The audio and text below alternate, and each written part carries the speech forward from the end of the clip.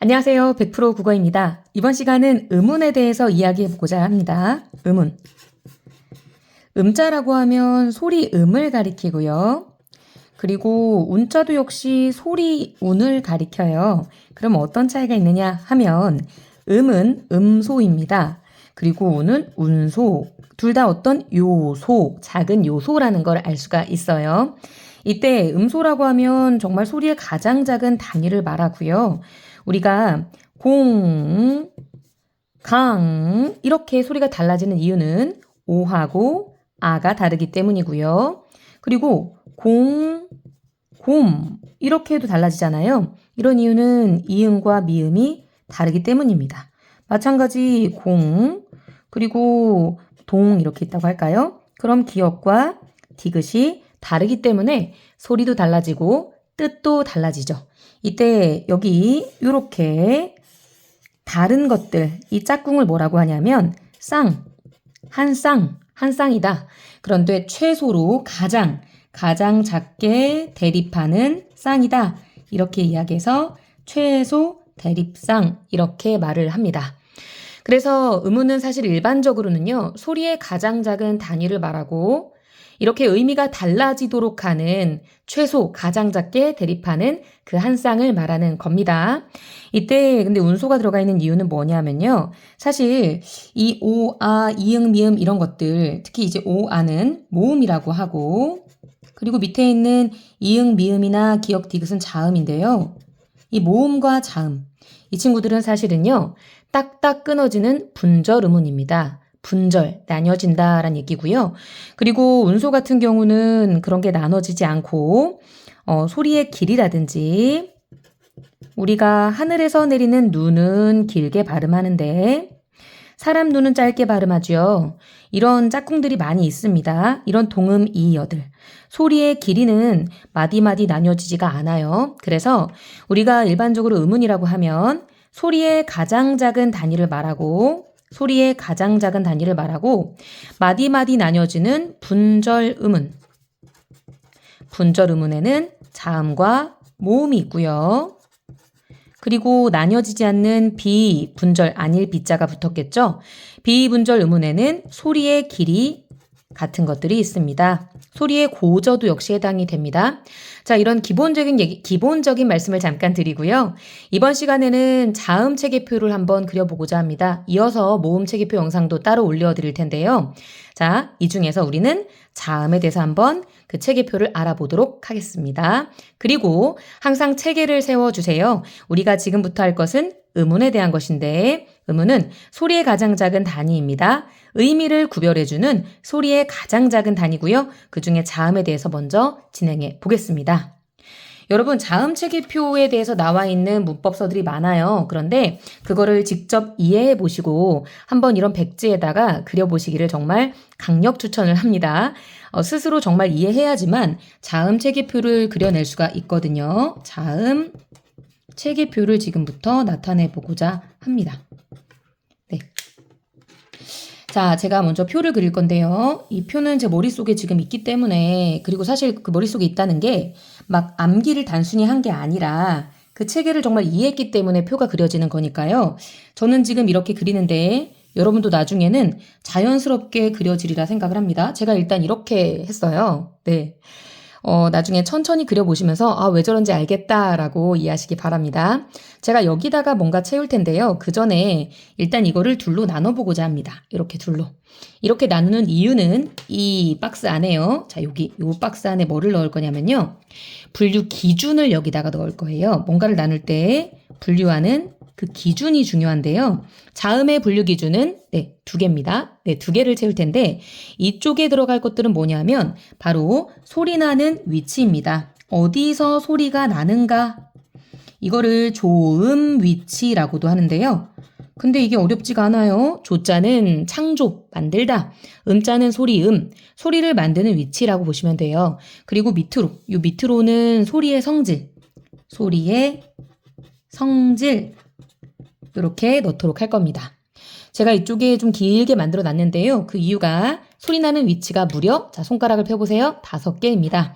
자, 5개 사이좋게 나눠 가져 볼게요. 하나, 둘, 셋, 넷, 5개. 선이 조금 삐뚤 수도 있습니다. 이건 양해해 주시고요. 자, 여기서부터 5개 위치 1번, 2번, 3번, 4번, 5번 5개의 위치를 나타내 볼 텐데요. 이때 여러분 백지를 하나 더 준비하셔도 되고요. 아니면 좀 작게 그리셔도 되는데 제가 그림을 하나 더 보여드리려고 합니다. 저는 지금 발음기관 단면도라는 그림을 그려보려고 하는데요. 말이 어렵지만 발음기관, 바로 우리의 얼굴, 그 옆모습을 그려보려고 합니다. 코가 있고요. 그리고 입술이 있습니다. 윗니가 있고요. 그리고 이렇게 위 입천장으로 쭉 하면서 목구멍으로 넘어갑니다. 그리고 이제 목구멍에서 올라오면서 혀가 있고요. 아랫니, 아랫입술, 턱, 목 이렇게 되겠습니다. 네. 그리고 제가 말씀드렸죠. 여기가 코고요. 네. 상상하셔야 됩니다. 입술, 윗니, 아랫니, 혀 이렇게 되겠어요. 5개의 위치를 표시해 볼 텐데요. 저와 함께 따라해 보시죠. 먼저 브 발음해 보세요. 브. 우리가 브를 발음하기 위해서 브, 윗입술과 아랫입술이 만나지죠? 여기가 바로 1번 위치입니다. 자, 그리고 2번 위치는 드. 저는 바다를 되게 좋아하는데요. 여러분 어떠신가요? 바다. 네. 드를 발음하려면 아까 브와는 다르게 이게 혀잖아요. 혀 끝이 올라가면서 여기 윗니의 뒤에 윗잇몸을 툭툭 칩니다. 드. 여기가 2번이고요. 자, 이제 뒤로 갑니다. 브드 스도 여기거든요. 드스 시옷도 여기에요. 그리고 즈 좀 더 뒤로 왔어요. 이번에는 혀 끝이 올라갈 순 없고요. 입천장, 혀의 입천장 부분과 혀 바닥 부분이 같이 좁혀지면서 나는 소리가 나요. 여기가 3번 위치입니다. 그리고 4번은 좀 더 뒤로 가는데요. 해보세요. 즈그. 네, 제가 지금 자음을 발음하면서 참고로 모음을 붙이고 있는데 를 붙이는 이유는 가 자음을 비교적 분명하게 발음하게 도와주는 모음이기 때문이에요. 더 뒤죠? 이 경우는 혀 뒷부분과 그리고 여기를 딱 만져보면 아까는 이 부분은 요 혀 끝으로 한번 만져보세요. 여기는 단단한데 여기는 좀 여린 느낌입니다. 그래서 여린 입천장과 혀 뒤가 좁혀지면서 나는 그런 부분이 바로 그리고 마지막 5번이 흐입니다. 이렇게 해서 위에서부터 이렇게 앞에서부터 들어가면서 5개의 위치. 자, 요거를 그대로 연상하시면서 우리 표에다가 적용해 볼게요.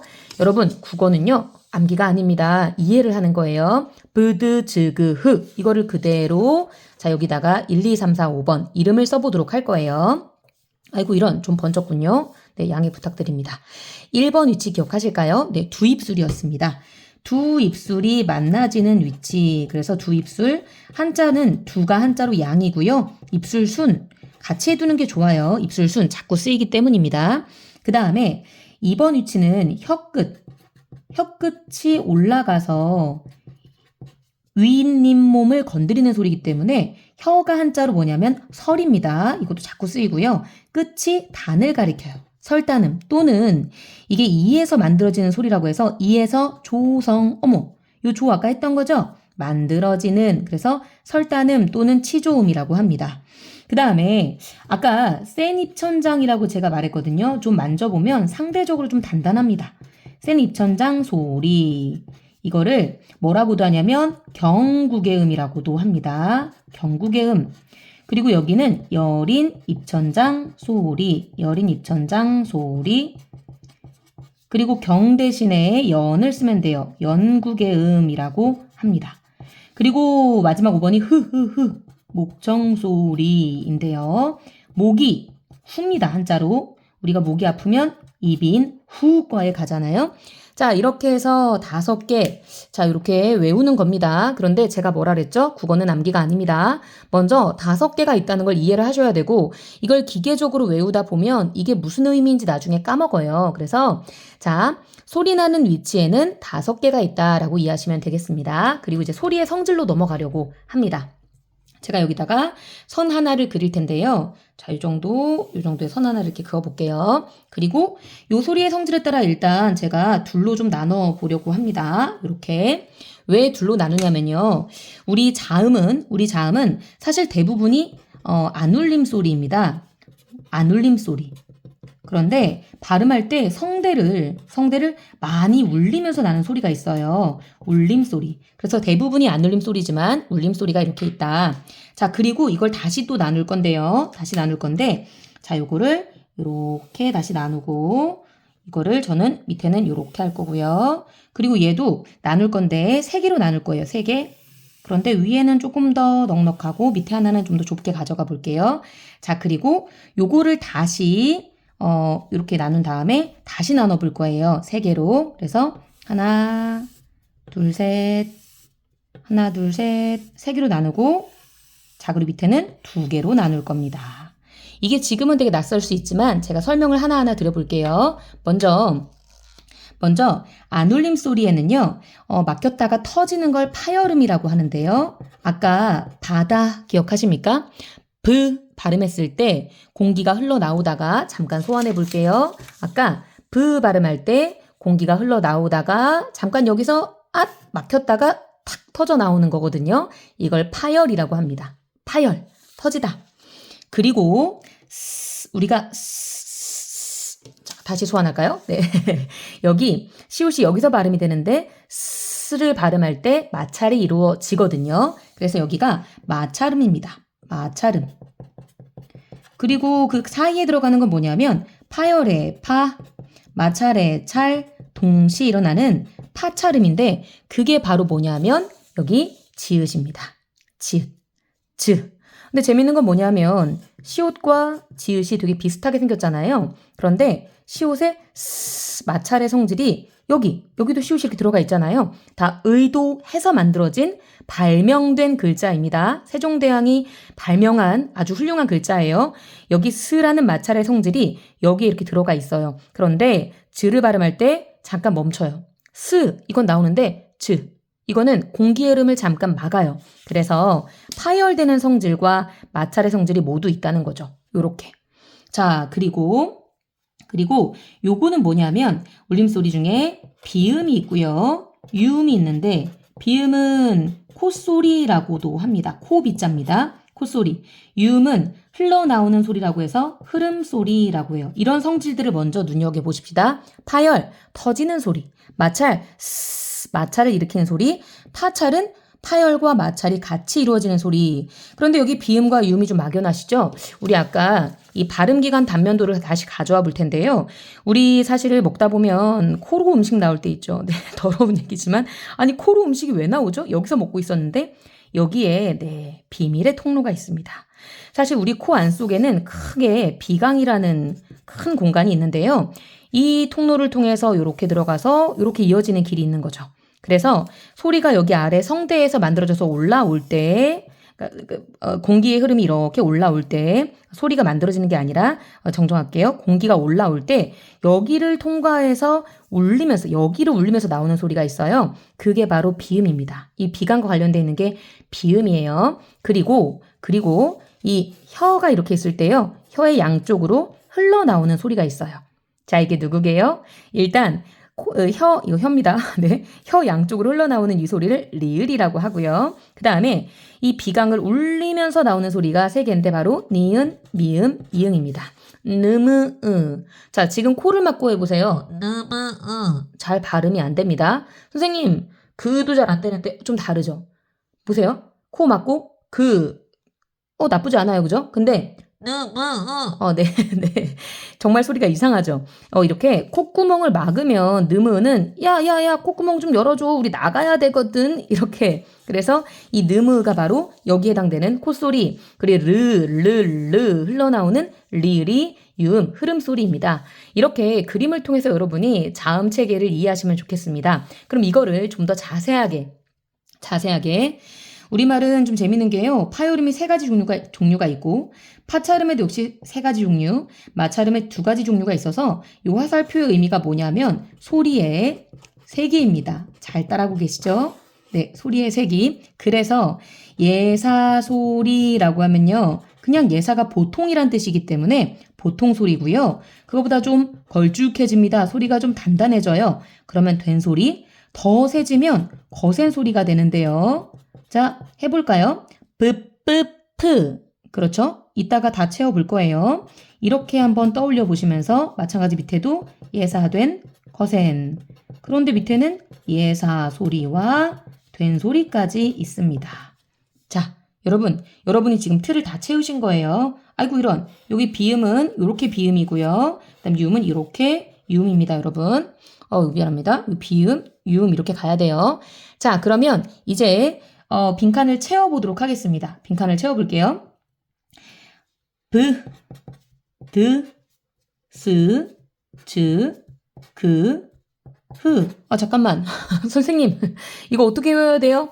이거 선생님들마다 다 달라요. 이거 예전에 제가 20대 때, 네, 저 20대 아닙니다. 네, 제가 20대 때 수업할 때는요, 이게 사실은 표가 좀 좀 더 간단했어요. 그래서 그때는 바다사자가 파티 축하해 많이 와라 뭐 이런 것도 했었는데 이제는 뭐 그렇게 하면 안 되고 여러분 제가 암기하는 방법 좀 알려드릴게요. 잠깐 예를 소환하겠습니다.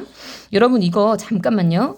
제가 이거 이번 수업 때 한번 써보니까 참 재밌었는데 호랑이 먼저 할까요? 우리 사자 먼저 있었는데 사자 먼저 할게요. 사자 그리고 팻말 바다 그리고 바다사자 사과 제가 수업 중에 이거 친구들한테 순서대로 외워보세요 했더니 아이들이 똑똑하더라고요.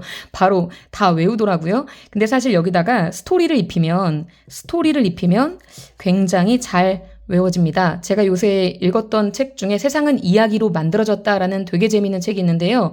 여기서 인간을 호모 사피엔스가 아니라 호모 나렌시스라고 하는데 나렌시스가 뭐냐?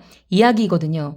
인간은 이야기를 여기다 입혀주면 정말 잘 이해합니다. 이야기 듣는 것도 되게 좋아하고요. 선생님 뭐 무서운 얘기 해주세요. 뭐 이렇게 하잖아요. 그죠? 이야기를 여기다 입혀볼게요. 자, 여러분 지금 머릿속에 그리고 사람이 또 상상의 동물이기도 합니다. 상상을 하면 더 기억이 오래가요. 사자를 머릿속에 딱 떠올려주세요. 이미지를. 사자.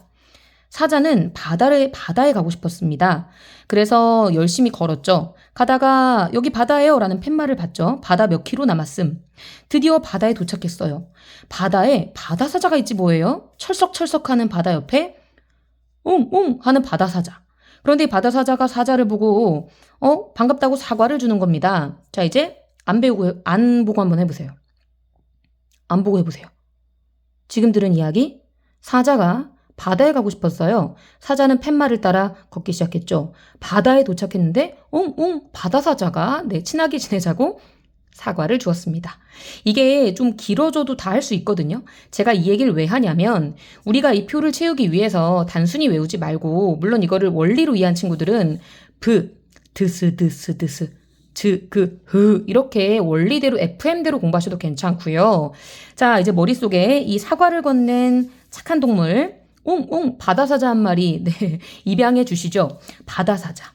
네, 저는 참 바다를 좋아합니다. 여러분, 바다가 우리를 부릅니다. 네, 바다 머릿속으로 떠올리시고 바다 채워주시고 드스 같은 계열이거든요. 그래서 바다하고 밑으로 겸손하게 내려오면서 여러분 바닥을 쳤어요. 어떻게 해야 돼요? 올라가야죠. 바다 사자가 절정 찍었어요. 다시 올라왔어요. 그런데 여러분 보고 뭐라고 인사할까요? 반가워 흐흐흐. 네, 이렇게 시옷하고 또 히읗이 비슷하게 생기지 않았나요? 아니라고요? 네, 좀 약간 비슷하죠? 이렇게 채워주시면 됩니다. 자, 그리고 밑에는 된 소리는 한국인이라면 다 알아요. 요거 2개씩 이렇게 포개진 모양새. 요렇게. 히읗은 없잖아요? 예전에 있었지만 어쨌든 요렇게. 그리고 더 세지면 이렇게. 뭐 이 정도쯤이야, 그쵸? 이건 없는 거 아시죠? 그래서 여기 빈칸들은 한국어에는 없는 것들입니다. 어쨌든 우리는 바다사자를 통해서 이렇게 국어를 쉽게 가져갈 수 있어요. 그리고 이거를 이제 많이 하다 보면 파열음이 뭐였지? 파열음 터지는 거잖아요. 파도가 터지는 걸 상상하세요. 네, 말도 안 된다고요? 원래 공부는 그렇게 하는 거예요. 바다를 상상하세요. 바다가 있어요, 여러분. 그래서 이걸 많이 하다 보면 바다가 떠오르실 겁니다. 철썩철썩 시원하게. 네, 그리고 바다사자. 알겠죠? 파차례 즈즈즈, 마차례 스스스. 이거를 이해하시면 굳이 요거를 막 외우면서 표를 막 그리면서 문제를 풀지 않으셔도 바다가 파열음이고 이거는 파열과 마찰의 동시적인 성격. 스는 마찰. 이렇게 이해가 되실 거예요. 자, 그리고 많이 와라. 이 바다사자가 여러분이 혼자 갔던 모양입니다. 바다에. 친구 데리고 와. 많이 와. 이렇게 해서 많이 와라. 이런 식으로 말을 했습니다. 그리고 제가 아까 여기 빈칸은 한국어에 없는 거예요 라고 했는데요. 요 빈칸은 없는 겁니다. 제가 이거 설명해야 되나 말아야 되나 되게 고민했는데요. 이거 녹화 직전까지도 제가 수업 때는 했습니다. 근데 이게 유튜브가 공개되는 거지 않습니까? 되게 많이.